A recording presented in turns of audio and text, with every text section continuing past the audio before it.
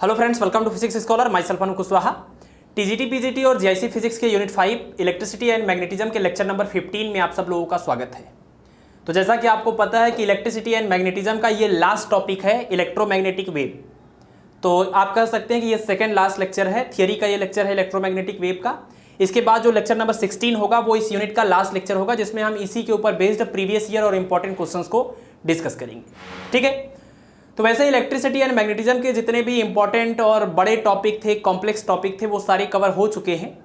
ये electromagnetic wave जो last topic है ये बहुत ही आसान सा टॉपिक है और ये छोटा सा ही लेक्चर होने वाला है, जिसमें कुछ लिमिटेड टॉपिक हैं आपके सिलेबस में इलेक्ट्रोमैग्नेटिक वेव से रिलेटेड, उन्हीं को हम लोग यहाँ पर कवर करेंगे। ठीक है, चलिए तो लेक्चर को स्टार्ट करते हैं। और सबसे पहला टॉपिक है हमारा डिस्प्लेसमेंट करंट। तो डिस्प्लेसमेंट करंट क्या होता है, सबसे पहले इस चीज़ को समझते हैं। देखिए, इसके पहले हमने इलेक्ट्रोमैग्नेटिक इंडक्शन के लेक्चर में भी आपको बताया था कि current in a conductor produces magnetic field. इसको ऑस्टर्ड के एक्सपेरिमेंट से, मतलब ऑस्टर्ड ने अपने एक्सपेरिमेंट से ये कंफर्म किया था कि जब भी किसी कंडक्टर में करंट फ्लो होता है तो अपने चारों ओर एक मैग्नेटिक फील्ड प्रोड्यूस करता है। और उस मैग्नेटिक फील्ड को कैलकुलेट करने के लिए डिफरेंट फार्मूले डेवलप हुए, जैसे बायो और सेबर्ट ने फार्मूला दिया, एम्पियर ने सर्किटल लॉ दिया। तो यहाँ पर हम ये एम्पियर के सर्किटल लॉ को लिख रहे हैं उस करंट की वजह से मैग्नेटिक फील्ड की जो वैल्यू आती है उसको कैलकुलेट करने के लिए। ठीक है, फिर आपने देखा था कि ये तो बात ठीक है, ये आपने पढ़ा था magnetic effect of electric current में। फिर आपने जब इलेक्ट्रोमैग्नेटिक इंडक्शन पढ़ा तो उसमें आपने देखा कि फैराडे ने ये बताया कि जैसे करंट या moving charge magnetic field produce करता है, वैसे ही moving magnet electric current produce कर सकता है। और उसी बात को दूसरे तरीके से इस तरीके से बोला जाता है कि changing magnetic field electric field को प्रोड्यूस करता है ना। ये बात किसने बताई थी? फैराडे ने। तो यहां से आपने देखा कि करंट की वजह से मैग्नेटिक फील्ड प्रोड्यूस होता है। और फैराडे के अकॉर्डिंग आपने देखा कि अगर मैग्नेटिक फील्ड वेरिएबल है तो वेरिएबल मैग्नेटिक या चेंजिंग मैग्नेटिक फील्ड या time dependent magnetic field electric field को प्रोड्यूस करता है। ये बताया था फैराडे ने। और फैराडे ने जो भी बताया था उसी का काउंटर पार्ट या उसी का अपोजिट आप कह लीजिए, मैक्सवेल ने कहा कि जैसे ये changing magnetic field electric field को प्रोड्यूस कर सकता है, वैसे ही changing electric field magnetic field को प्रोड्यूस करेगा। Changing electric field magnetic field को प्रोड्यूस करता है। और आप देखिए, इसके पहले मैग्नेटिक फील्ड कौन प्रोड्यूस कर रहा था? Electric current. तो मैक्सवेल ने कहा कि जैसे चेंजिंग इलेक्ट्रिक करंट अगर मैग्नेटिक फील्ड प्रोड्यूस कर रहा है, इसका मतलब कि चेंजिंग इलेक्ट्रिक फील्ड करंट के इक्विवेलेंट है, क्योंकि करंट भी मैग्नेटिक फील्ड प्रोड्यूस करता है। और इन्होंने कहा कि चेंजिंग इलेक्ट्रिक फील्ड भी मैग्नेटिक फील्ड को प्रोड्यूस करता है। इसका मतलब कि चेंजिंग इलेक्ट्रिक फील्ड करंट के इक्विवेलेंट हुआ। और ये चेंजिंग इलेक्ट्रिक फील्ड जो करंट के इक्विवेलेंट हुआ, उस करंट को हम बोलते हैं डिस्प्लेसमेंट करंट। थोड़ा सा इस बात को अभी आप इसी तरीके से याद करिए, आगे हम आपको एक्सप्लेन कर रहे हैं डिस्प्लेसमेंट करंट का कॉन्सेप्ट आया क्यों। तो इन्होंने ये बताया कि जैसे आप कहते हैं कि करंट मैग्नेटिक फील्ड को प्रोड्यूस करता है, और इन्होंने इस बात को कहा कि changing electric field magnetic field को प्रोड्यूस करेगा। तो इसका मतलब अगर इन दोनों बातों को हम देखें तो ये चेंजिंग इलेक्ट्रिक फील्ड करंट के इक्विवेलेंट हुआ। लेकिन चेंजिंग इलेक्ट्रिक फील्ड जिस करंट के इक्विवेलेंट होता है उसको हम कंडक्शन करंट की बजाय उसको हम बोलते हैं डिस्प्लेसमेंट करंट। तो ये डिस्प्लेसमेंट करंट क्या है, क्या ये रियल में करंट है या फिर नहीं है, या फिर कैसे ये कॉन्सेप्ट डेवलप हुआ कि चेंजिंग इलेक्ट्रिक फील्ड डिस्प्लेसमेंट के इक्विवेलेंट है, उसको हम लोग यहाँ पर समझने वाले हैं। तो देखिए, एक बात आप ध्यान रखें, डिस्प्लेसमेंट करंट एक्चुअल में कोई करंट नहीं है। मतलब नाम तो रखा गया है डिस्प्लेसमेंट करंट, तो ऐसा लगता है कि ये करंट ही है, लेकिन ये एक्चुअल में कोई करंट नहीं है। बस ये वो इफेक्ट दिखाता है जैसा इफेक्ट इलेक्ट्रिक करंट दिखाता है। तो इस वजह से इसका नाम पड़ गया डिस्प्लेसमेंट करंट। ठीक है, तो displacement current is not a current but effect is same as that of current. जैसा इफेक्ट करंट दिखाता है, कैसा इफेक्ट दिखाता है कि करंट की वजह से मैग्नेटिक फील्ड प्रोड्यूस होगा, वही इफेक्ट कौन दिखाता है? चेंजिंग इलेक्ट्रिक फील्ड या उससे associated current, that is called displacement current. तो ये रियल में कोई करंट नहीं है, बस करंट के जैसा इफेक्ट यहां पर ये शो करता है। अच्छा, अब आप यहां पर देखिए, एम्पियर ने ये बताया था कि किसी भी एम्पीरियन लूप से थ्रेड करने वाला करंट अगर आपको पता है तो उस एम्पीरियन लूप के चारों तरफ इस क्लोज्ड लूप के लिए मैग्नेटिक फील्ड का अगर आप लाइन इंटीग्रल निकालते हैं तो वो इस करंट का म्यू नॉट टाइम्स होता है ना। यानी इस एम्पीरियन लूप के अबाउट इस पूरे क्लोज्ड पाथ के लिए अगर हम मैग्नेटिक फील्ड का लाइन इंटीग्रल निकालें तो वो इसमें से थ्रेड होने वाला या इसमें से पास होने वाले करंट का म्यू नॉट टाइम्स होता है। इसको बताया था एम्पियर ने, इसीलिए इस फार्मूले को हम बोलते हैं एम्पियर सर्किटल लॉ। लेकिन मैक्सवेल ने कहा कि ये फार्मूला हर कंडीशन में लागू नहीं होगा, ये हर जगह ये फार्मूला करेक्ट नहीं है। दैट मीन्स इस फार्मूले में कुछ मॉडिफिकेशन की ज़रूरत है और इसके लिए इन्होंने एक एक्सपेरिमेंट किया। इन्होंने क्या किया, एक कैपेसिटर लिया और कैपेसिटर के दोनों टर्मिनल को एक बैटरी से कनेक्ट कर दिया और जब यहाँ पर इस की को क्लोज किया जाता है यानी स्विच को ऑन किया जाता है तो क्या होता है, इसमें करंट इंक्रीज होता है सर्किट में और ये कैपेसिटर हमारा चार्ज होने लगता है।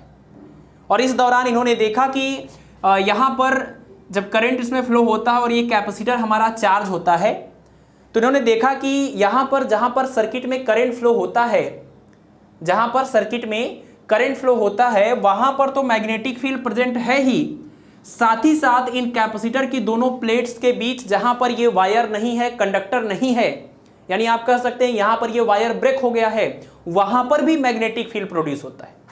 तो इसका क्या मतलब निकलेगा, इसका मतलब यही निकलेगा कि भले ही यहाँ पर वायर हमको नहीं दिख रहा है, कंडक्टिंग वायर नहीं दिख रहा है, लेकिन यहाँ पर कुछ ऐसी चीज़ है जो वही रोल प्ले कर रही है जो कि इस वायर में फ्लो होने वाला करंट, जैसे इस वायर में फ्लो होने वाला करंट अपने चारों ओर मैग्नेटिक फील्ड प्रोड्यूस कर सकता है, वैसे ही इस कैपेसिटर की प्लेट्स के बीच में कुछ ना कुछ ऐसी चीज़ है जो उसी रोल को प्ले कर रही है और वो भी मैग्नेटिक फील्ड को प्रोड्यूस कर रही है। तो इसी वजह से यहाँ पर कैपेसिटर के बीच में करंट के जैसा ही इफेक्ट प्रोड्यूस हो रहा था, इसका नाम रख दिया गया डिस्प्लेसमेंट करंट। और वो एक्चुअल में क्या चीज़ थी वहाँ पर, तो यहाँ पर था चेंजिंग इलेक्ट्रिक फील्ड। आपको पता है कैपेसिटर जब चार्ज हो जाता है तो उनकी प्लेट्स के बीच में एक इलेक्ट्रिक फील्ड डेवलप हो जाता है और ये कैपेसिटर धीरे धीरे चार्ज हो रहा है, दैट मीन्स करंट की वैल्यू चेंज हो रही है, इंक्रीज हो रही है। तो करंट की वैल्यू अगर चेंज होगी तो यहाँ पर जो इलेक्ट्रिक फील्ड डेवलप होगा वो भी चेंज होगा, वो भी इंक्रीज होगा। इसका मतलब कि कैपेसिटर के प्लेट्स के बीच में चेंजिंग इलेक्ट्रिक फील्ड था जिसकी वजह से मैग्नेटिक फील्ड प्रोड्यूस हुआ था, जो काम इलेक्ट्रिक करंट का होता है। तो जैसे यहाँ पर electric current magnetic field produce कर रहा था, वैसे यहाँ पर changing electric field magnetic field को प्रोड्यूस कर रहा था। इसीलिए इस चेंजिंग इलेक्ट्रिक फील्ड को इलेक्ट्रिक करंट के इक्विवेलेंट माना गया और इसका नाम रखा गया डिस्प्लेसमेंट करंट। तो ध्यान रखना है आपको, डिस्प्लेसमेंट करंट एक्चुअल में कंडक्शन करंट या करंट नहीं है, बस इसका इफेक्ट वही है जो कि करंट का होता है।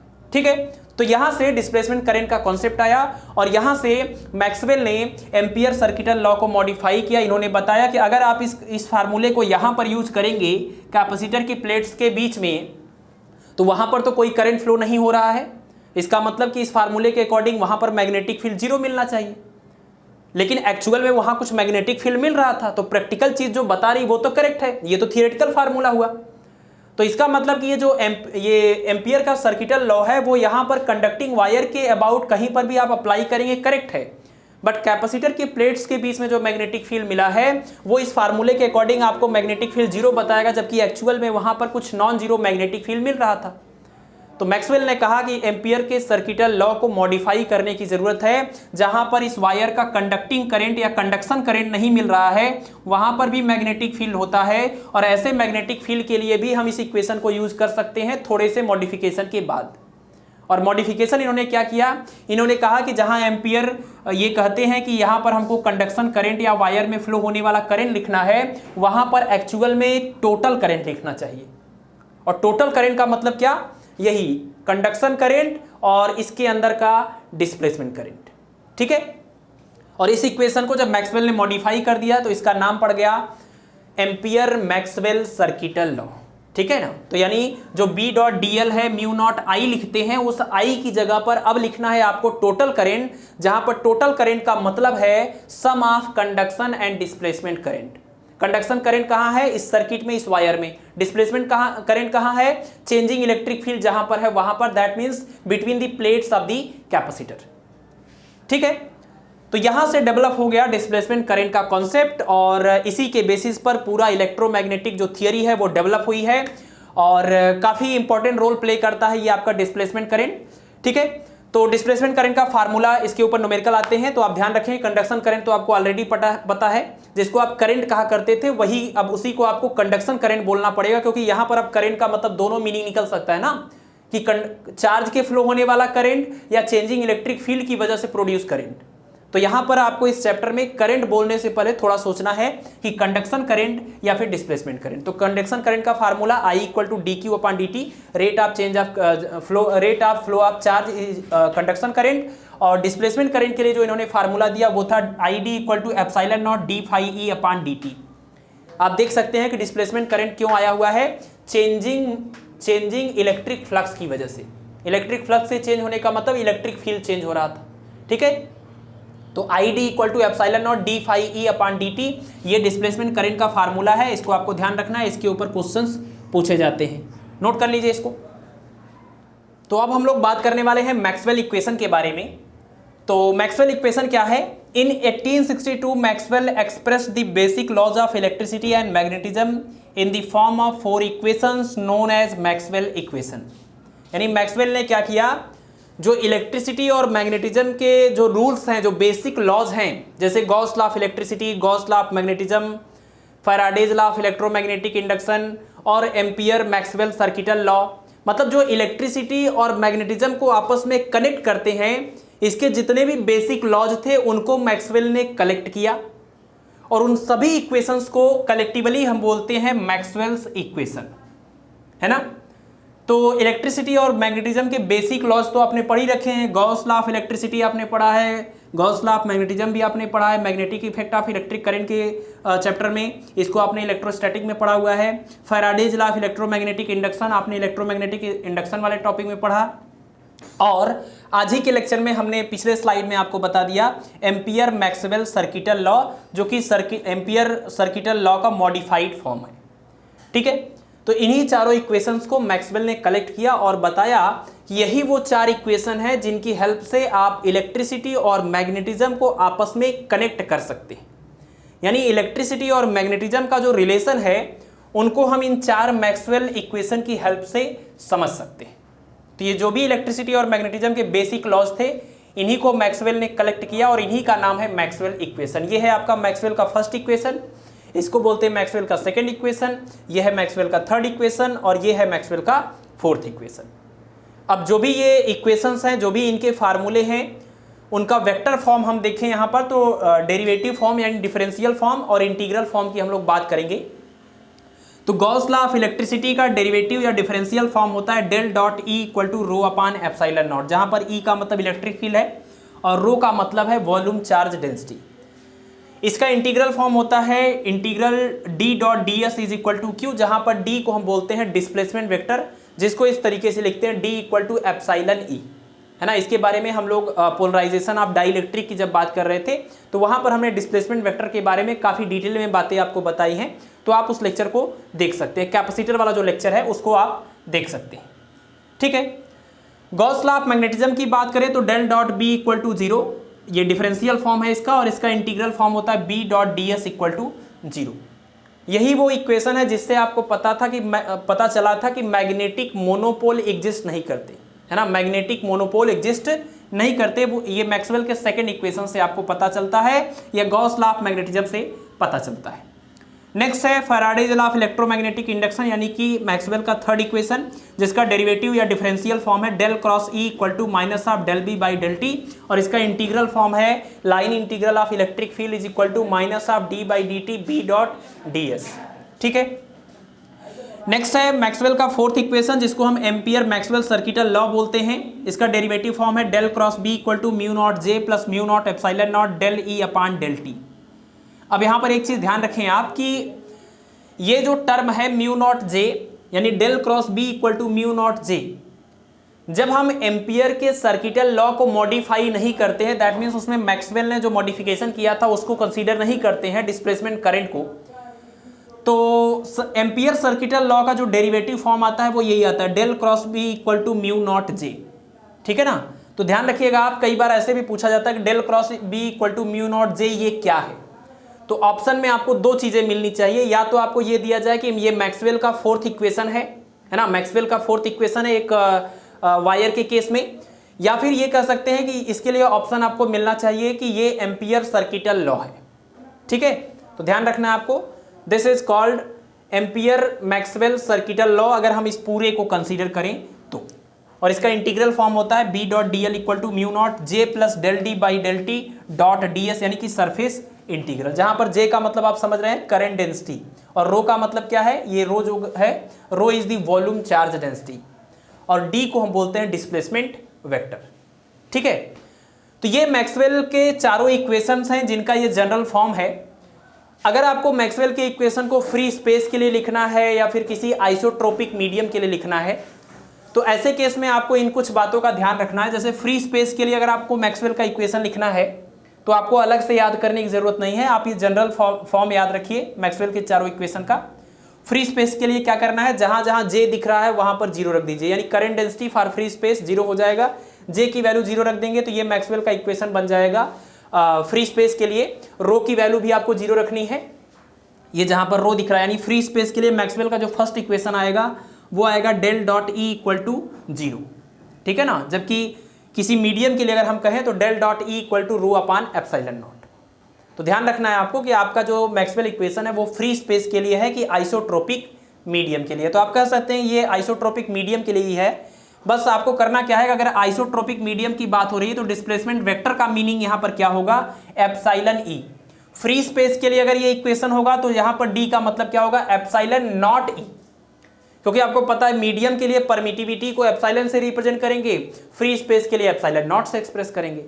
तो आप ये कह सकते हैं ये किसी आइसोट्रोपिक मीडियम के लिए ही इक्वेशन लिखा हुआ है, बट आपको ध्यान रखना चाहिए कि यहाँ डी का मतलब क्या है। अगर इसी इक्वेशन को फ्री स्पेस के लिए लिखना है तो ये सारी वैल्यूज को आप पुट कर देंगे तो जो मॉडिफाइड फॉर्म आपको मिलेगा वो हो जाएगा Maxwell equation for free space. ठीक है, तो बहुत सारे क्वेश्चंस इलेक्ट्रोमैग्नेटिक वेव टॉपिक से जो पूछे जाते हैं वो मैक्सवेल के इक्वेशन के ऊपर बेस्ड होते हैं।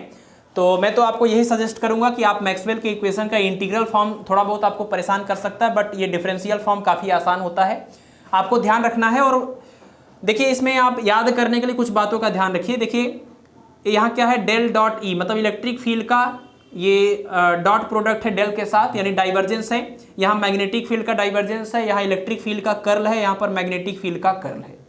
तो ये भी कहा जाता है कि मैक्सवेल इक्वेशन क्या है, तो इलेक्ट्रिक फील्ड और मैग्नेटिक फील्ड का डाइवर्जेंस और कर्ल ही क्या बोला जाता है, यही मैक्सवेल इक्वेशन बोला जाता है। ठीक है, चलिए तो अब नेक्स्ट टॉपिक हम डिस्कस करेंगे जो कि हमारे इस चैप्टर का नाम ही है इलेक्ट्रोमैग्नेटिक वेव।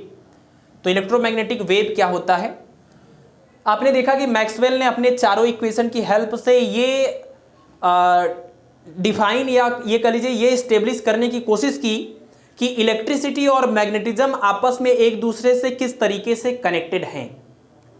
और इन्होंने जैसे कि इलेक्ट्रोमैग्नेटिक इंडक्शन से, Faraday's law of electromagnetic induction से ये पता चला कि changing magnetic field electric field को प्रोड्यूस करता है, और फैराडे ने ये इस्टेब्लिश किया कि changing electric field magnetic field produce कर सकता है, जिसके बेसिस पर इन्होंने डिस्प्लेसमेंट करंट का कॉन्सेप्ट दिया था और एम्पियर के सर्किटल लॉ को मॉडिफाई भी किया था, पीछे हमने देखा। तो जब changing magnetic field electric field को प्रोड्यूस कर सकता है और वो changing electric field magnetic field को प्रोड्यूस कर सकता है, दैट मीन्स अगर चेंजिंग मैग्नेटिक फील्ड है तो वो इलेक्ट्रिक फील्ड को प्रोड्यूस करेगा, और वो जो इलेक्ट्रिक फील्ड आएगा वो भी with respect to time change हो रहा है, क्योंकि ये मैग्नेटिक फील्ड चेंजिंग है, और वो इलेक्ट्रिक फील्ड फिर से मैग्नेटिक फील्ड को प्रोड्यूस करेगा, वो मैग्नेटिक फील्ड फिर से इलेक्ट्रिक फील्ड को प्रोड्यूस करेगा। इस तरीके से ये दोनों एक दूसरे के सहारे मीडियम में आगे बढ़ते रहेंगे, जस्ट लाइक अ वेव, और इसीलिए इसका नाम रख दिया गया इलेक्ट्रोमैग्नेटिक वेव। जैसे एक वेव मीडियम में आगे बढ़ती है उसी नेचर से, उसी तरीके से ये चेंजिंग इलेक्ट्रिक फील्ड और मैग्नेटिक फील्ड के जो वेक्टर्स हैं या जो फील्ड है वो आगे बढ़ती रहती है बिना किसी मीडियम की हेल्प से। तो इसका नाम रख दिया गया इलेक्ट्रोमैग्नेटिक वेव। यानी इलेक्ट्रोमैग्नेटिक वेव एक ऐसी वेव है जो बिना किसी मीडियम के आगे बढ़ सकती है और एक दूसरे की हेल्प से ये आगे बढ़ते हैं। Changing electric field magnetic field को प्रोड्यूस करेगा और वो changing magnetic field electric field को प्रोड्यूस करेगा। तो इस तरीके से ये आगे बढ़ते रहते हैं। अब ये जो इलेक्ट्रोमैग्नेटिक वेव होती है, इसकी क्या क्या प्रॉपर्टीज होती हैं और कैसा इसका नेचर होता है, इसी के बारे में हम लोगों को पढ़ना है। तो इलेक्ट्रोमैग्नेटिक वेव क्या है? An electromagnetic wave is a wave radiated by an accelerating charge. अगर हमको इलेक्ट्रोमैग्नेटिक वेव प्रोड्यूस करना है तो क्या चाहिए हमको? एक्सीलरेटिंग चार्ज, कांस्टेंट स्पीड से मूव करता हुआ चार्ज नहीं, क्योंकि कांस्टेंट स्पीड से मूव करता हुआ चार्ज या फिर रुका हुआ चार्ज हम देखें तो वो दोनों वेरिएबल मैग्नेटिक फील्ड प्रोड्यूस नहीं कर सकते। रुका हुआ चार्ज तो सिर्फ इलेक्ट्रिक फील्ड प्रोड्यूस करता है, और जो मूविंग चार्ज होता है वो मैग्नेटिक फील्ड प्रोड्यूस करता है, लेकिन वो मैग्नेटिक फील्ड कांस्टेंट होता है, with respect to time change नहीं होता है। और आपको क्या चाहिए इलेक्ट्रोमैग्नेटिक वेव के लिए? Changing magnetic field. तो चेंजिंग मैग्नेटिक फील्ड एक मूविंग चार्ज से नहीं बल्कि एक एक्सीलरेटिंग चार्ज से मिलता है। एक कोई चार्ज जो एक्सेलरेट हो रहा होगा, जिसकी speed with respect to time increase या डिक्रीज हो रही होगी, वो चेंजिंग मैग्नेटिक फील्ड को प्रोड्यूस करेगा, और वो चेंजिंग मैग्नेटिक फील्ड फिर इलेक्ट्रिक फील्ड को प्रोड्यूस करेगा, और इस तरीके से ये मीडियम में आगे बढ़ेंगे। ठीक है, तो इलेक्ट्रोमैग्नेटिक वेव का प्रोडक्शन कैसे पॉसिबल है? एक्सीलरेटिंग चार्ज से पॉसिबल है, एंड प्रोपागेट्स थ्रू स्पेस, ये स्पेस में प्रोपागेट कर सकता है as coupled electric and magnetic field. Coupled का मतलब कि दोनों हमेशा एक दूसरे से जुड़े रहेंगे, है ना, अलग नहीं होंगे। इलेक्ट्रिक फील्ड फिर मैग्नेटिक फील्ड फिर इलेक्ट्रिक फील्ड फिर magnetic field, this is called coupled. Oscillating perpendicular to each other, मतलब इलेक्ट्रिक फील्ड और मैग्नेटिक फील्ड के जो वेक्टर्स हैं वो हमेशा एक दूसरे के परपेंडिकुलर ऑसिलेट करेंगे, and to the direction of propagation, और डायरेक्शन ऑफ प्रोपागेशन के भी परपेंडिकुलर रहेंगे।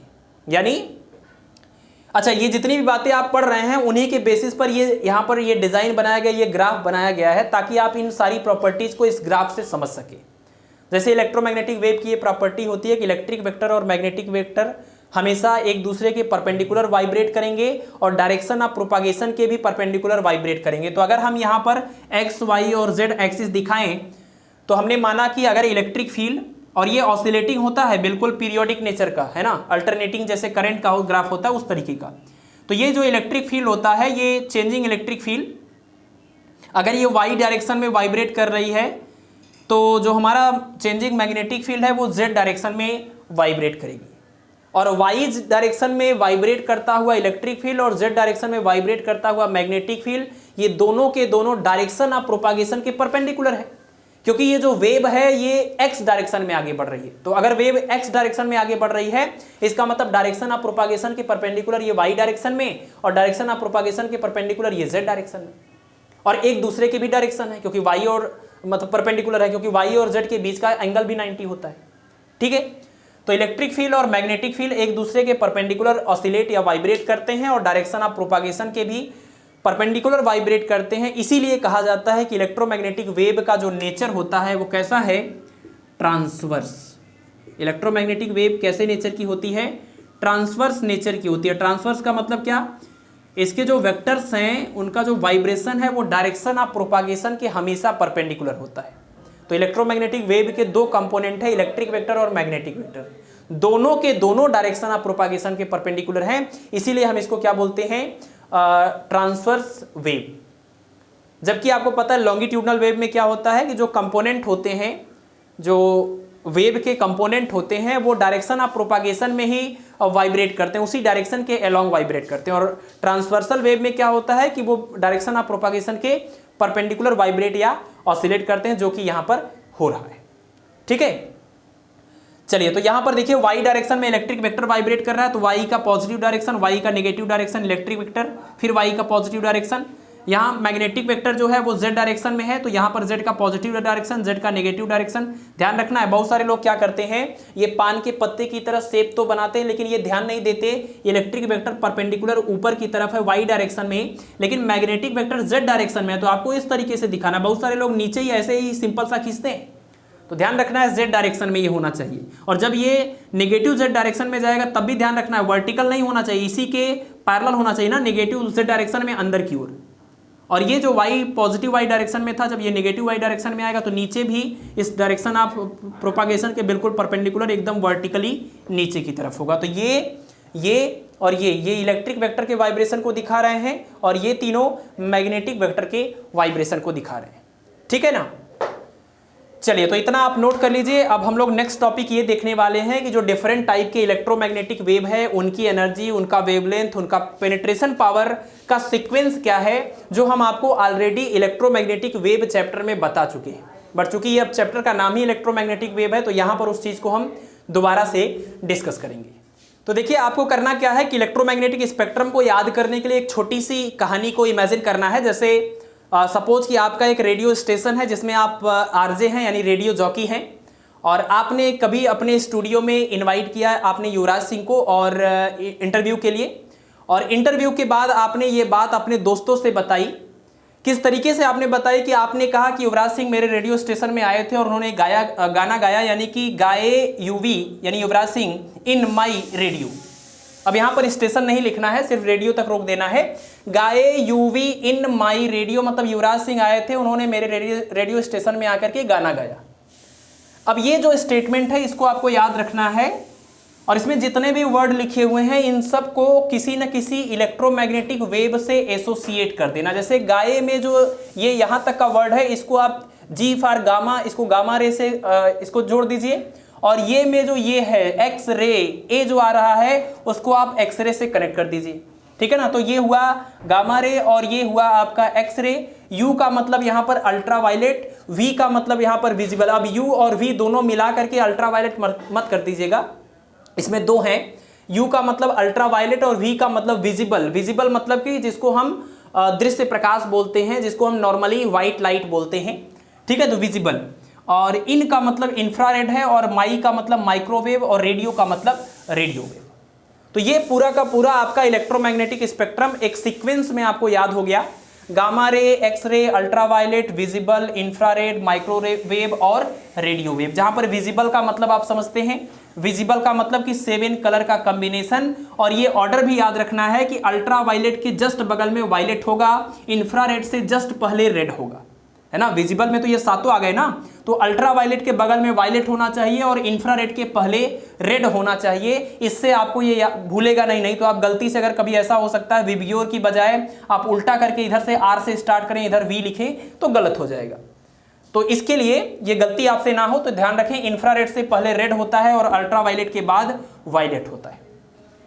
अब अगर आपको यहां पर ये देखना है कि ये वेवलेंथ के इंक्रीजिंग ऑर्डर में है कि डिक्रीजिंग ऑर्डर में है, ये चीज कैसे याद रखेंगे, तो आपने ये डिस्पर्सन वाली फेनोमेना पढ़ी थी ना, कि जब प्रिज्म के ऊपर व्हाइट लाइट इंसिडेंट होता है तो वो 7 कलर में डिस्पर्स हो जाता है, 7 कलर में स्प्लिट हो जाता है, और उनका जो सीक्वेंस होता है वो आप कैसे याद रखते हैं, तो सेंटेंस यही था, विबग्योर, नीचे से स्टार्ट होता है विबग्योर, तो VIBGYOR।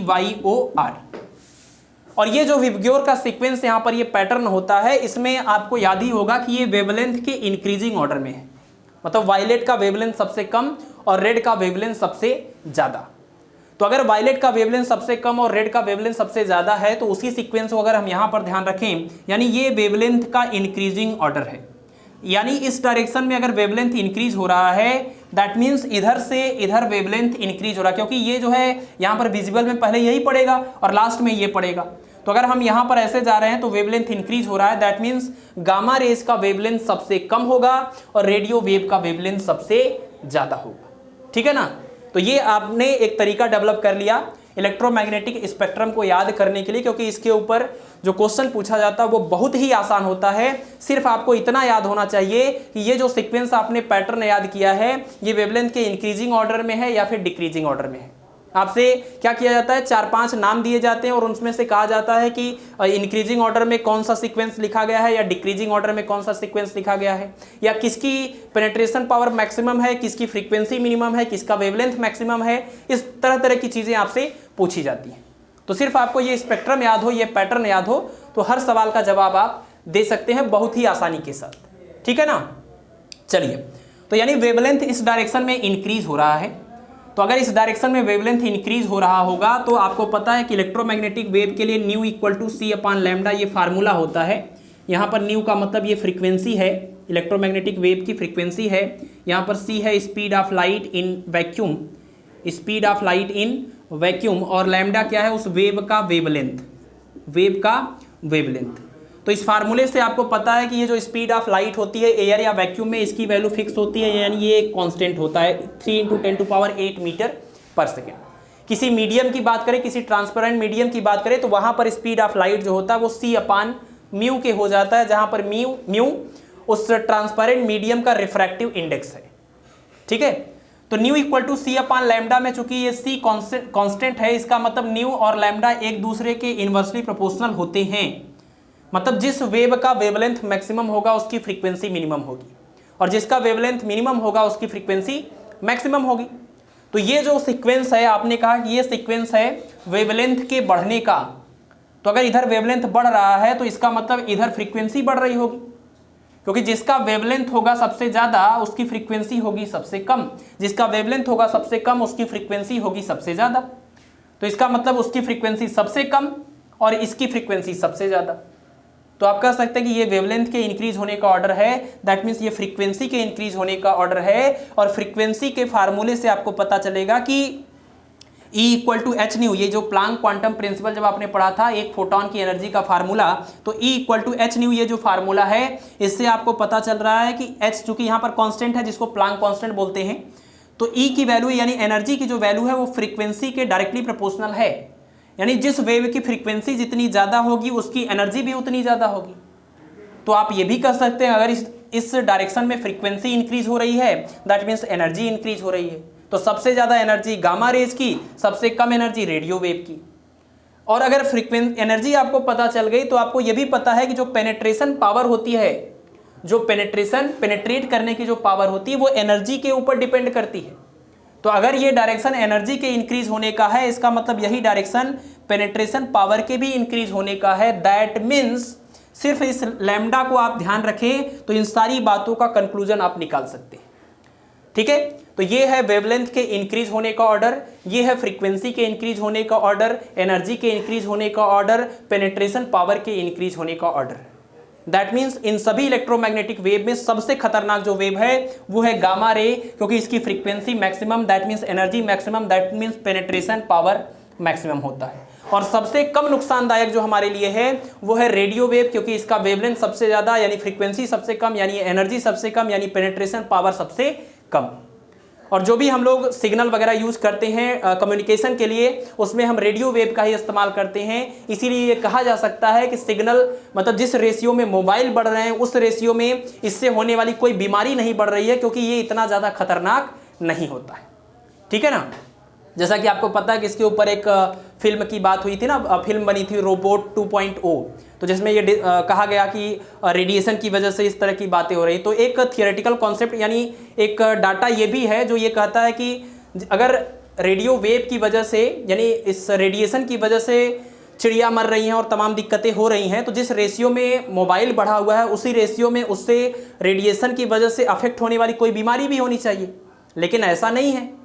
जबकि जिस रेशियो में तंबाकू गुटखे का सप्लाई बढ़ता है उसी रेशियो में कैंसर और तमाम जो बीमारियां उससे पॉसिबल हैं वो सब हो रही हैं। तो इससे तो सीधा सीधा प्रमाण मिलता है ना। तो एक कहीं ना कहीं एक बात ये भी कही जाती है कि रेडियो वेव उतना खतरनाक नहीं है जितना कि उस फिल्म में जो एक्सप्रेस करने की कोशिश की गई थी, जो हमारे कम्युनिकेशन में हम लोग यूज करते हैं। ठीक है, फिलहाल उसकी कोई बात नहीं है, वो सच है कि झूठ है वो आने वाले समय में फिर और भी रिसर्च होते रहते हैं। बहुत सारी ऐसी चीज़ें हैं जो हमारी जानकारी में नहीं होती, हम लोग उस पहलू तक नहीं पहुंच पाते हैं, तो कुछ भी ऐसा हो सकता है। फिलहाल अभी तक की जानकारी के लिए ये सारी चीज़ें आप ध्यान रखें, नोट कर लीजिए। अब नेक्स्ट टॉपिक हम लोग पढ़ेंगे इलेक्ट्रोमैग्नेटिक वेव का इक्वेशन क्या होता है। तो इलेक्ट्रोमैग्नेटिक वेव इक्वेशन को पढ़ने से पहले हम लोग बात करेंगे जनरल वेव इक्वेशन की। जैसा कि आपको पता है किसी भी वेव का जो जनरल इक्वेशन होता है वो होता है del square U minus 1/v square del square U upon del T square is equal to 0। इसमें जो u है वो उस वेव का किसी पोजीशन पर और किसी टाइम t पर डिस्प्लेसमेंट है, और यहाँ जो डेल स्क्वायर है, इस डेल स्क्वायर का मतलब आप समझिए इसको बोलते हैं लाप्लासियन ऑपरेटर। डेल स्क्वायर का मतलब del square upon del X square plus del square upon del Y square, अगर 3 डायमेंशन में बात करें del square upon del Z square.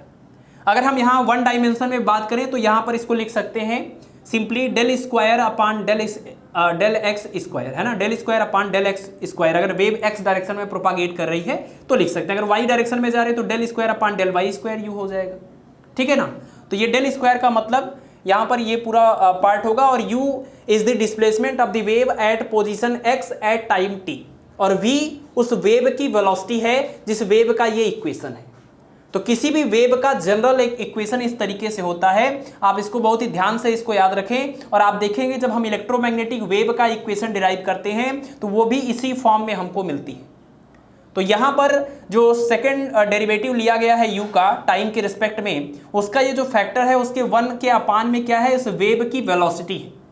तो बिल्कुल इसी तरीके से जब हम इलेक्ट्रोमैग्नेटिक वेव के लिए इक्वेशन डिराइव करेंगे तो उसमें भी टाइम का जो सेकंड डेरिवेटिव है उसके पहले का जो टर्म है उसको हम 1/v² से कंपेयर कर सकते हैं और इलेक्ट्रोमैग्नेटिक वेव की वेलोसिटी का फार्मूला फाइंड आउट कर सकते हैं। ठीक है, तो चूंकि हमको यहां पर डेरिवेशन नहीं करना है, हम फाइनल रिजल्ट की बात करेंगे। तो अगर किसी नॉन कंडक्टिंग मीडियम में इलेक्ट्रोमैग्नेटिक वेव प्रोपागेट होती है तो उसके लिए इक्वेशन होता है del square E minus mu epsilon del square E upon del t square is equal to 0। और आपको पता है कि इलेक्ट्रोमैग्नेटिक वेव में दो कंपोनेंट होते हैं, इलेक्ट्रिक वेक्टर होता है, मैग्नेटिक वेक्टर होता है। तो इलेक्ट्रिक वेक्टर का जो बिहेवियर है उसको शो करने के लिए ये इक्वेशन है, मैग्नेटिक वेक्टर का बिहेवियर सेम टाइप का होता है, उसको शो करने के लिए ये इक्वेशन है। मतलब जहां जहां ई लिखा हुआ वहां वहां क्या मिल जाएगा, बी मिल जाएगा, सिंपल सा। तो अगर आपको इलेक्ट्रोमैग्नेटिक वेव का इक्वेशन है तो इलेक्ट्रिक कंपोनेंट के लिए लिखेंगे जिस तरीके का इक्वेशन, वैसा ही मैग्नेटिक वेक्टर के लिए आता है, इसलिए आप दोनों में से कोई भी एक लिख देते हैं तो ये इलेक्ट्रोमैग्नेटिक वेव का इक्वेशन बन जाता है। अब देखिए नॉन कंडक्टिंग मीडियम के लिए ध्यान रखिए, नॉन कंडक्टिंग मीडियम की प्रॉपर्टी क्या होती है, उसके लिए सिग्मा 0 होता है, रो 0 होता है, मतलब charge density, volume charge density 0 होता है और सिग्मा यानी कि उसकी कंडक्टिविटी क्या होती है, 0 होती है। ठीक है, अब यहां से आप देखें, अगर ध्यान से इस इक्वेशन से कंपेयर करें जनरल वेव इक्वेशन से, तो जहां del square U upon del t square है वहां पर ये del square E upon del t square हो गया। ठीक है, और इसका जो कंपोनेंट, इसका जो कोफिशिएंट है वो क्या है, 1/v² और इसका जो कोफिशिएंट है क्या है, म्यू एप्सिलॉन।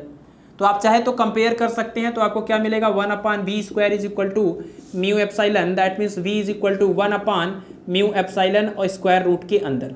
मतलब किसी नॉन कंडक्टिंग मीडियम में इलेक्ट्रोमैग्नेटिक वेव का ये फार्मूला हो गया, इलेक्ट्रोमैग्नेटिक वेव की वेलोसिटी का ये फार्मूला हो गया। अगर आपको उस नॉन कंडक्टिंग मीडियम की परमिबिलिटी पता है और उसमें परमिटिविटी पता है, उसकी परमिटिविटी पता है, तो उस मीडियम में इलेक्ट्रोमैग्नेटिक वेव की वैल्यू हो जाएगी 1/म्यू एप्सिलॉन। ठीक है, अब नॉन कंडक्टिंग मीडियम के लिए अगर आपको इलेक्ट्रोमैग्नेटिक वेव का इक्वेशन तैयार है तो फ्री स्पेस के लिए इक्वेशन लिखने के लिए सिर्फ आपको क्या करना है, सारी वो प्रॉपर्टीज जो नॉन कंडक्टिंग मीडियम में होती है वो फ्री स्पेस में भी होती है। बस एक चीज का अंतर होगा कि नॉन कंडक्टिंग मीडियम के लिए जो हम परमिएबिलिटी को म्यू और परमिटिविटी को एप्सिलॉन से एक्सप्रेस कर रहे थे, फ्री स्पेस के लिए वो म्यू को रिप्लेस कर दीजिए म्यू नॉट से और एप्सिलॉन को रिप्लेस कर दीजिए एप्सिलॉन नॉट से। तो यही इक्वेशन आपको दोबारा मिलेगा, सिर्फ म्यू की जगह पर म्यू नॉट होगा और एप्सिलॉन की जगह पर एप्सिलॉन नॉट होगा। तो ये बन जाएगा wave equation of electromagnetic wave in free space, और ये कहां पर, नॉन कंडक्टिंग मीडियम के लिए। ठीक है, तो नॉन कंडक्टिंग मीडियम के लिए हो गया, फ्री स्पेस के लिए हो गया। अब तीसरा है, किसी भी कंडक्टिंग मीडियम में जब इलेक्ट्रोमैग्नेटिक वेव जाती है, प्रोपागेट करती है, तो उसका इक्वेशन जो निकल के आता है वो आता है del square E minus mu sigma del E upon del t minus mu epsilon del square E upon del t square is equal to 0। और सेम टाइप का मैग्नेटिक फील्ड के लिए भी मिल जाता है।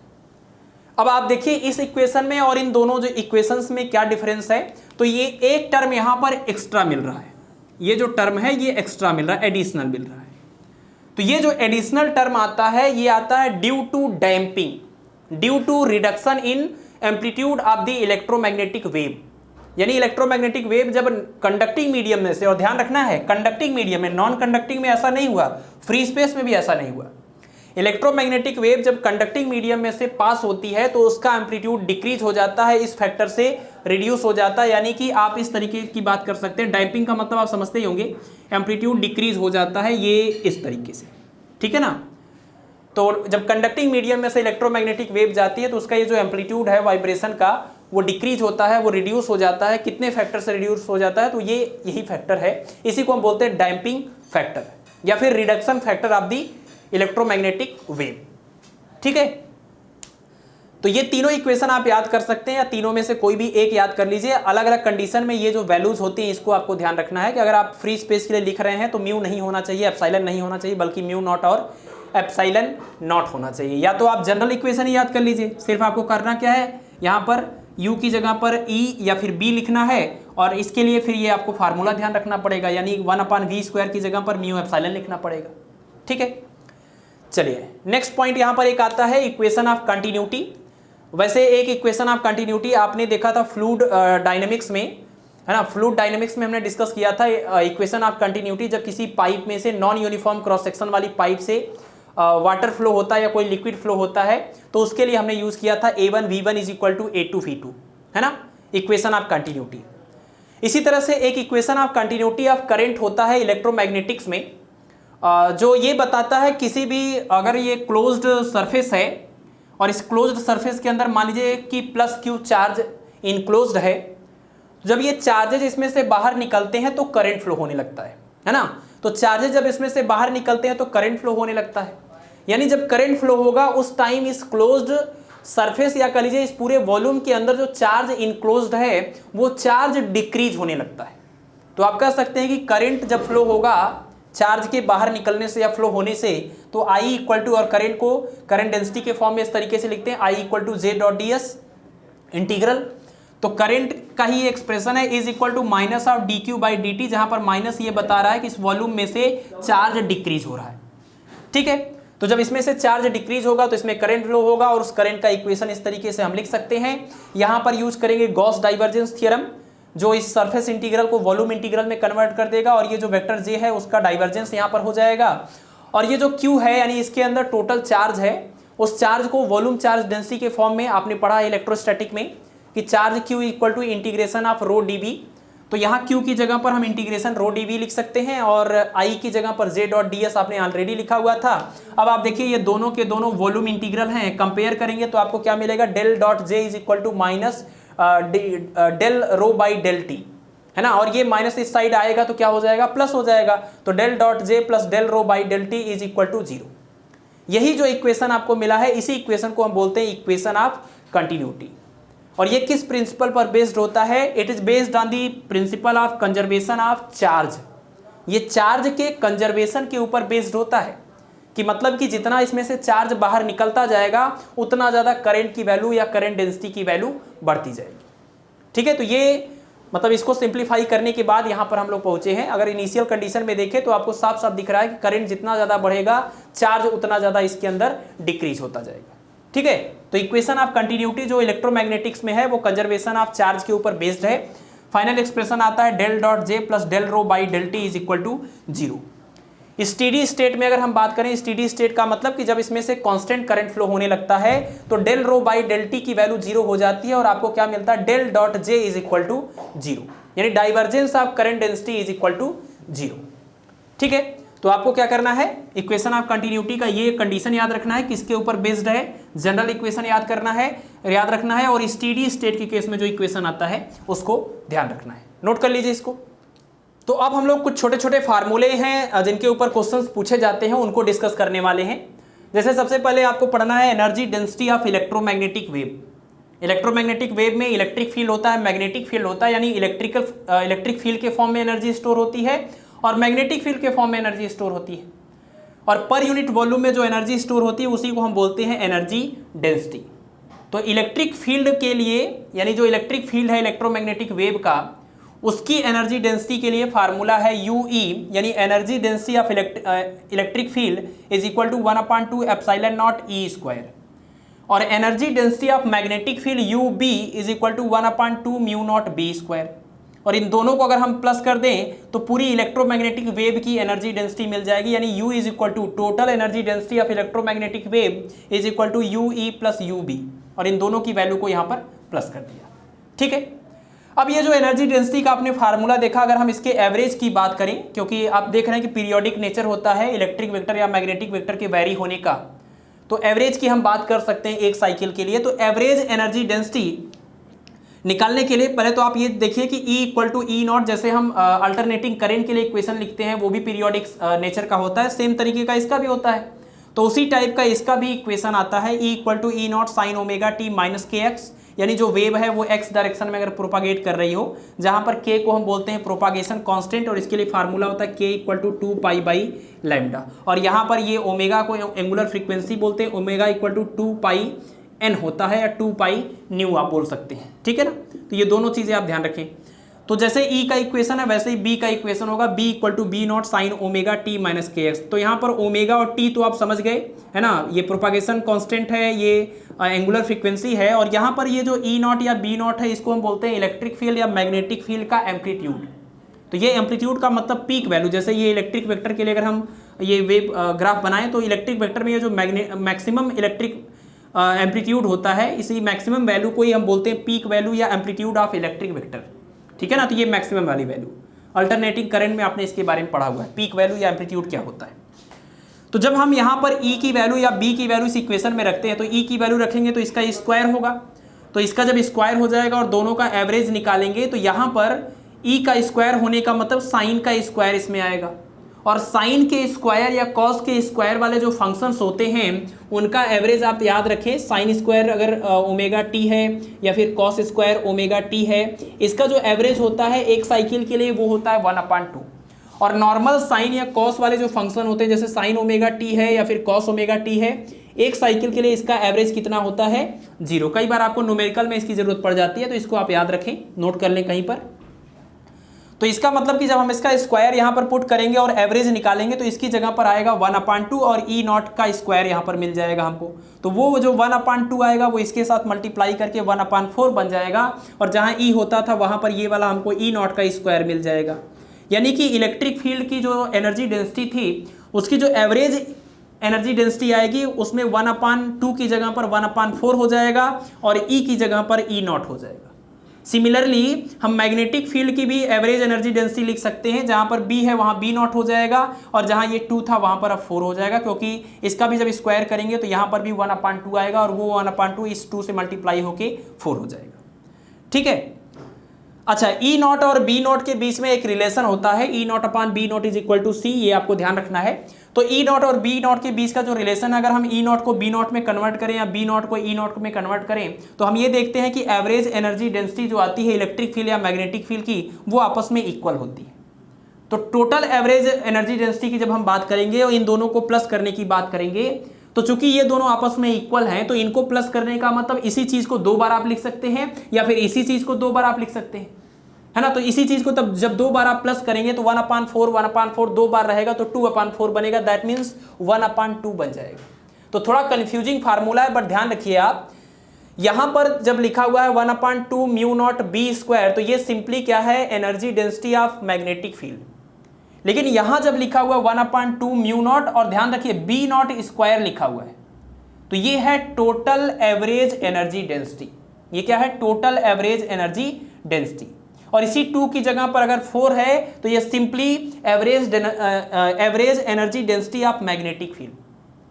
ठीक है। और सेम तरह से अगर आप इलेक्ट्रिक फील्ड के फॉर्म में भी लिखना चाहते हैं तो यहां पर आपको रिजल्ट मिल जाएगा, यही चीज को 2 बार आपको लिखना पड़ेगा क्योंकि ये और ये दोनों को प्लस करना था और ये दोनों आपस में होते हैं इक्वल। तो इसी चीज को 2 बार प्लस करेंगे तो 1/2 जो है वो बन जाएगा, सॉरी 1/4 और 1/4 जो है वो बन जाएगा 2/4, दैट मीन्स 1/2 आ जाएगा। तो टोटल एवरेज एनर्जी डेंसिटी को आप इस तरीके से या इस तरीके से लिख सकते हैं जो इस फार्मूले से मैच करता है, इसीलिए कंफ्यूज नहीं होना है, एक साथ आपको नोट करना है और क्लियरली इनको कंपेयर करके याद कर लेना है। ये भी एक काफी इंपॉर्टेंट रिजल्ट है कि average energy density of electric और मैग्नेटिक फील्ड सेम होता है। चलिए नेक्स्ट फार्मूले की बात कर लेते हैं, इंटेंसिटी ऑफ इलेक्ट्रोमैग्नेटिक वेव।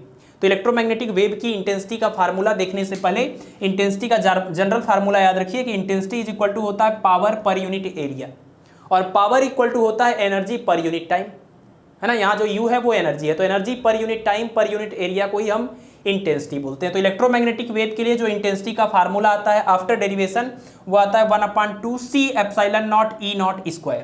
अब थोड़ा सा और कंफ्यूजन क्रिएट हो गया होगा, 1/2 ε0 E0², यहाँ पर आपको दिख रहा है 1/2 ε0 E0², जो कि टोटल एवरेज एनर्जी डेंसिटी है इलेक्ट्रोमैग्नेटिक वेव की। इसी में अगर हम C से मल्टीप्लाई कर दें तो ये जो फार्मूला है ये इलेक्ट्रोमैग्नेटिक वेव की इंटेंसिटी का फार्मूला है।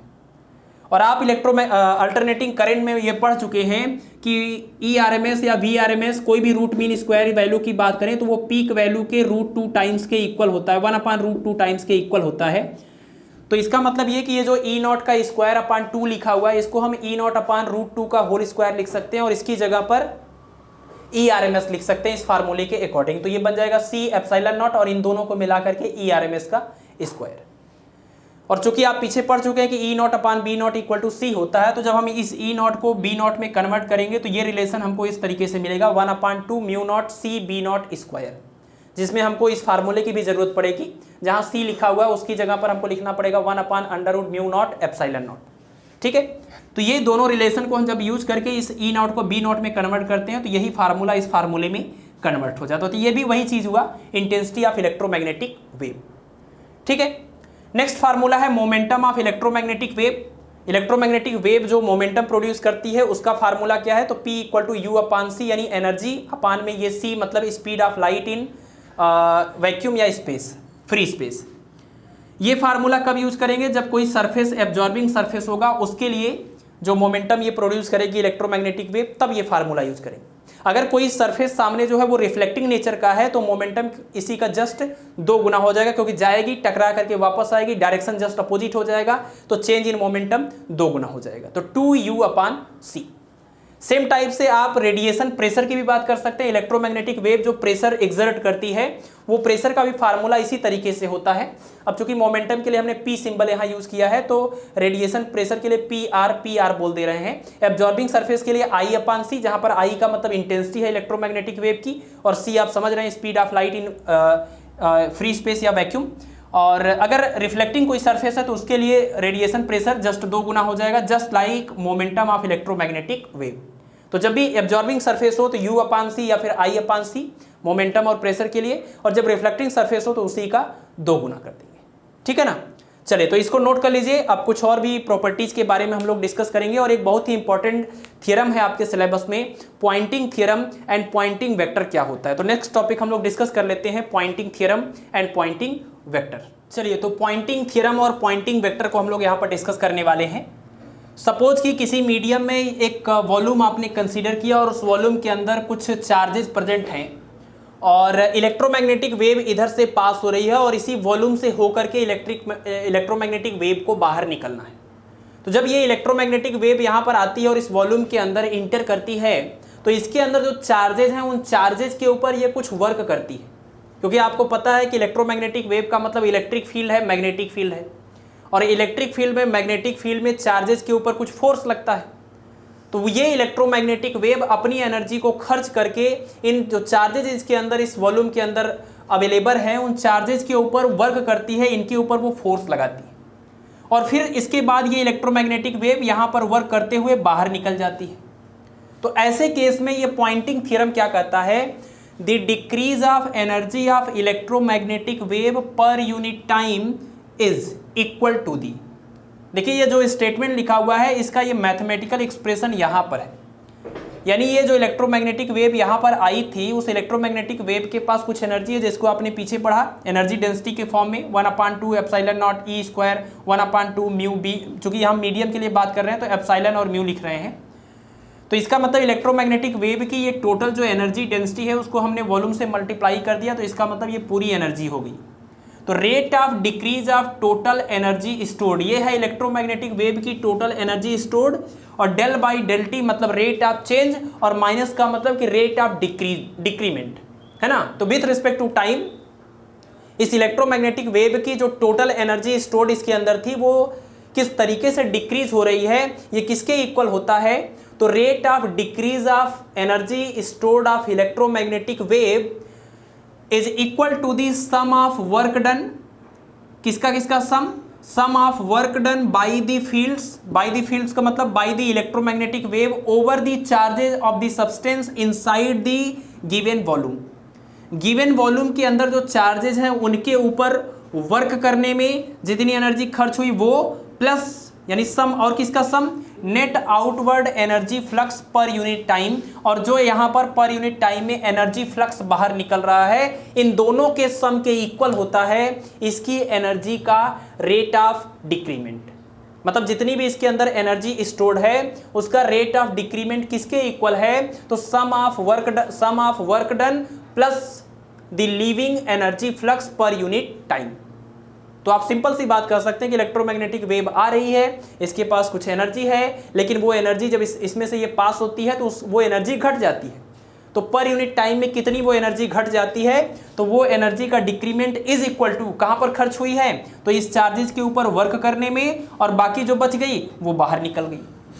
ठीक है, तो सिंपल सा एक तरह से आप इस इक्वेशन को स्टेटमेंट को पढ़ने के बाद आप बता सकते हैं कि ये कंजर्वेशन ऑफ एनर्जी का ही एक कंसिक्वेंस है या उसी का एक स्टेटमेंट है कि इलेक्ट्रोमैग्नेटिक वेव की जो एनर्जी डिक्रीज हो रही है उसकी डिक्रीज होने का रेट किसके इक्वल है, तो जितना उसने यहाँ पर वर्क करने में एनर्जी खर्च की है वो, और प्लस में जितनी एनर्जी यहाँ पर बाहर निकल रही वो।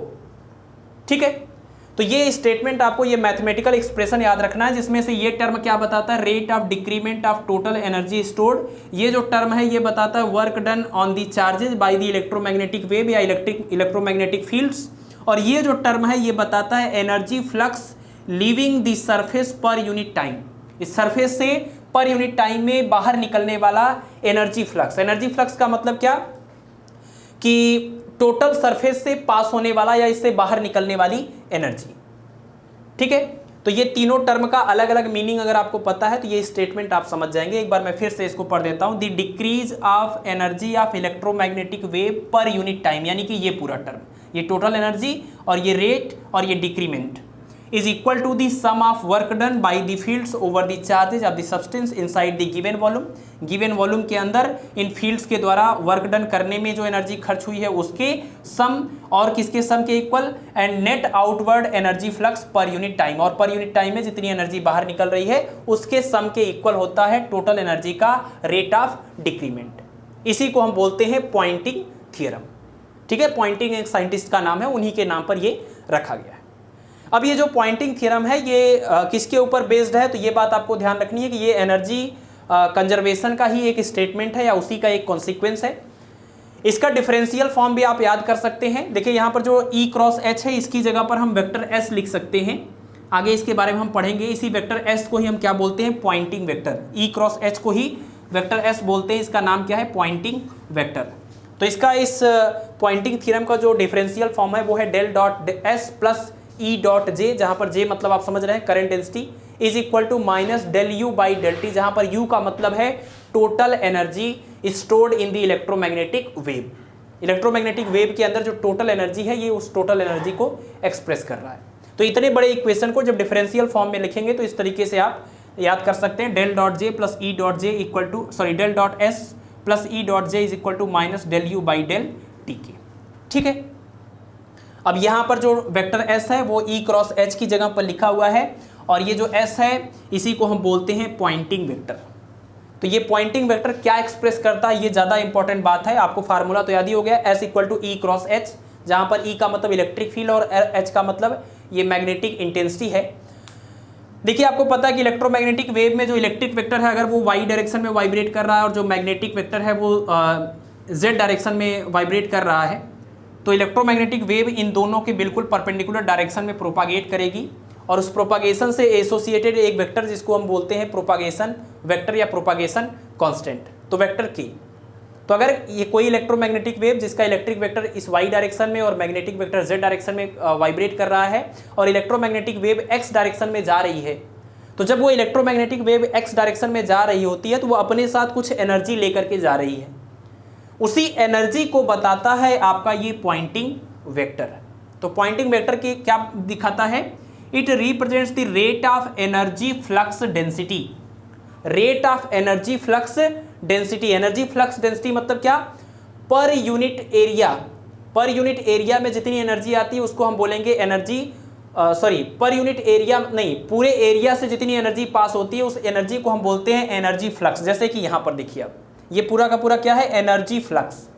पूरे सरफेस एरिया से इसका जो भी पूरा इसका वॉल्यूम तो है ही बस, बट इसका कुछ एरिया भी है, तो पूरे सरफेस एरिया में से जितनी एनर्जी पास हो रही है उस पूरी एनर्जी को एक्सप्रेस कर रहा है, इसी को हम बोलते हैं एनर्जी फ्लक्स।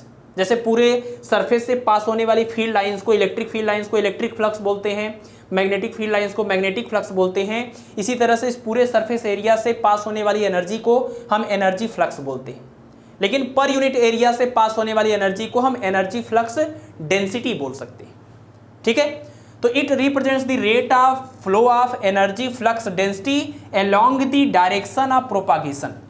मतलब इलेक्ट्रोमैग्नेटिक वेव जिस डायरेक्शन में जा रही है उस डायरेक्शन में पर यूनिट एरिया में कितनी एनर्जी वहां पर पास हो रही है पर यूनिट टाइम में, उसको ये एक्सप्रेस करता है आपका पॉइंटिंग वेक्टर।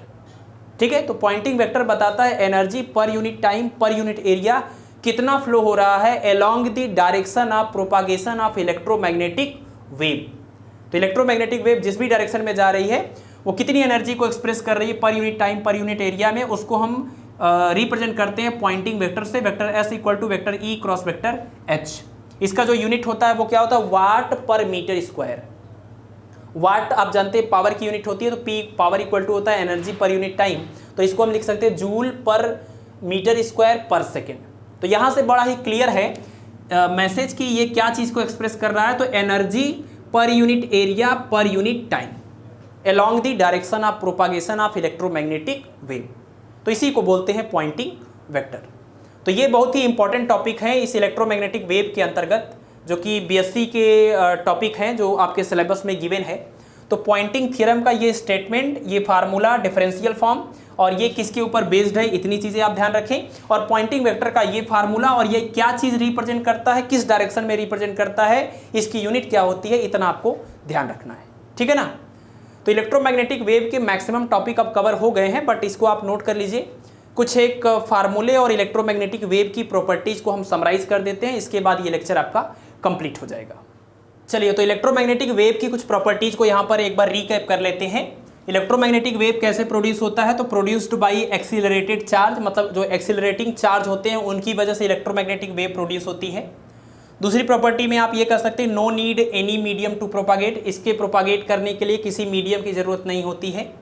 तीसरी बात यह है कि इलेक्ट्रिक फील्ड, मैग्नेटिक फील्ड और ये प्रोपागेशन वेक्टर, ये तीनों के तीनों हमेशा परपेंडिकुलर होते हैं। इसी वजह से हम कहते हैं कि इलेक्ट्रोमैग्नेटिक वेव ट्रांसवर्स नेचर की होती है। तो अगर ये तीनों के तीनों परपेंडिकुलर है तो आप कह सकते हैं के perpendicular E perpendicular to B की जगह पर हम एच यूज कर सकते हैं। बी और म्यू के एच के बीच में आप जानते हैं रिलेशन होता है, म्यू इक्वल टू क्या, किसी भी मीडियम में बी और एच के बीच का ये रिलेशन होता है। तो आप बी को एच में और एच को बी में कन्वर्ट कर सकते हैं by multiplying dividing by A factor mu. तो के, ई और बी या फिर एच, ये तीनों हमेशा एक दूसरे के परपेंडिकुलर होते हैं। और आपको पता है कोई भी दो वेक्टर जब परपेंडिकुलर होते हैं तो उनका डॉट प्रोडक्ट हमेशा जीरो होता है, क्योंकि ए डॉट बी का फार्मूला होता है A into B into cos theta. यहाँ पर जब 90 रखेंगे तो ये रिजल्ट हमेशा क्या आएगा, जीरो आएगा। तो इसका मतलब अगर हम इन तीनों में से किसी भी दो वेक्टर का डॉट प्रोडक्ट करें तो रिजल्ट क्या आएगा, जीरो आएगा। ठीक, इस डेरिवेशन के दौरान दो बड़े इंपॉर्टेंट रिजल्ट आपको मिलते हैं, उस रिजल्ट को आप याद रखें, के क्रॉस ई। वैसे तो डॉट प्रोडक्ट सबका जीरो है, लेकिन क्रॉस प्रोडक्ट के बीच में एक रिलेशन है, k cross equal to mu naught omega H and k cross H equal to minus epsilon naught omega ई।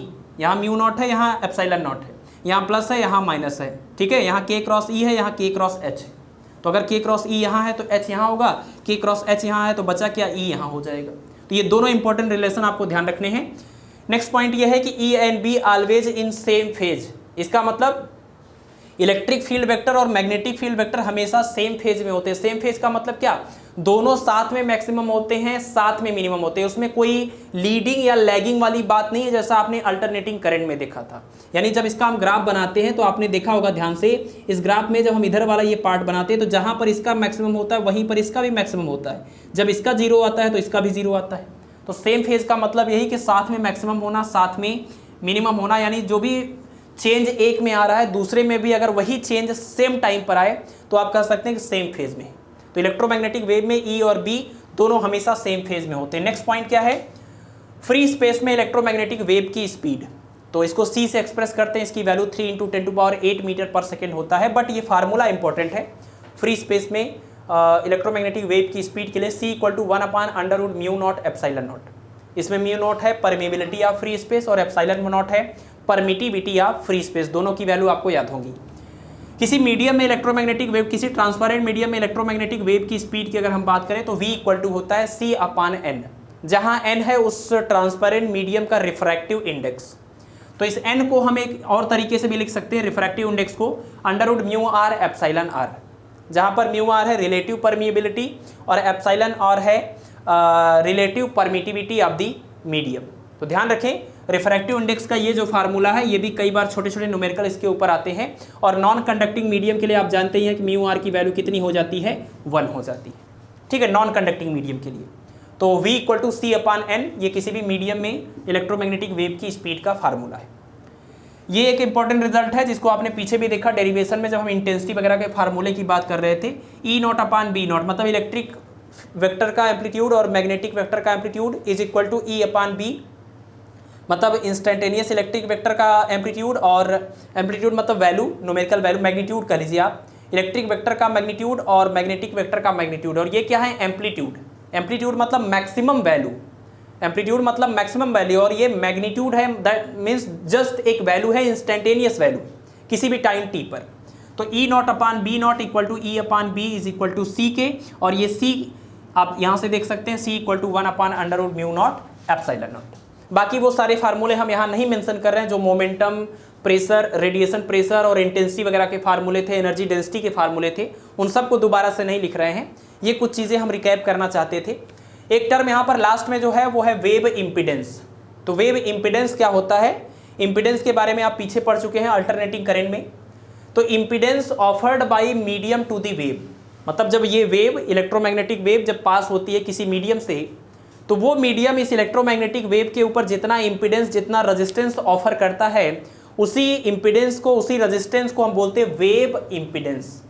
मतलब वेव इम्पिडेंस का मतलब क्या? Impedance on wave by the medium, किसी मीडियम के द्वारा वेव के ऊपर जितना इम्पिडेंस ऑफर होता है उसी को हम वेव इम्पिडेंस बोलते हैं। इसका फार्मूला होता है z equal to mod of E upon mod of H.